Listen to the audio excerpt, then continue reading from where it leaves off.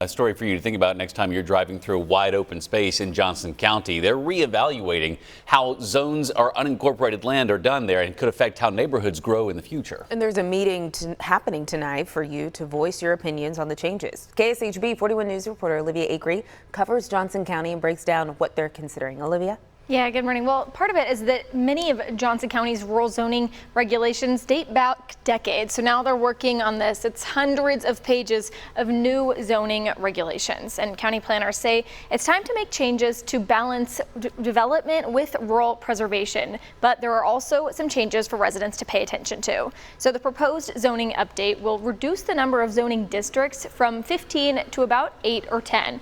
It'll streamline approval processes and create clearer development standards for things like lighting, parking, and noise that would actually allow certain projects to skip public hearings altogether. So if you own rural property, you may be thinking, will this rezone my land? And Sean Penley with Johnson County Planning says no, this is only about future development, not existing property use.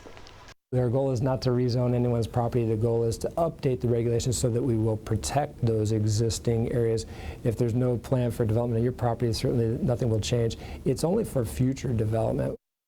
Johnson County is still in the draft phase of these changes, and they expect the new regulations to take effect by summer 2026. So before we get there, they're having public hearings to walk people through the changes. There's one tonight from 7 to 8:30 p.m. at Stillwell Elementary. And I'm committed to telling stories impacting Johnson County. So if you have a story you'd like me to look into, you can scan the QR code on your screen to connect with me, or just email me directly at olivia.acree@kshb.com. And you were telling us about just the number of zoning areas or unincorporated areas they're talking about in the county too. It caught your eye a little bit too, right? Yeah, going from 15 to 8 or 10, I was wondering how they made that changes. And you know, part of it is that decades ago when they made these regulations last, we're not using some of those zonings. Like one of them was for manufactured homes. Now they're looking at things more like neighborhoods with smaller homes. Right. Yeah. Okay, different trends at least now. Right. Yeah. All right, Olivia, thank you. Olivia.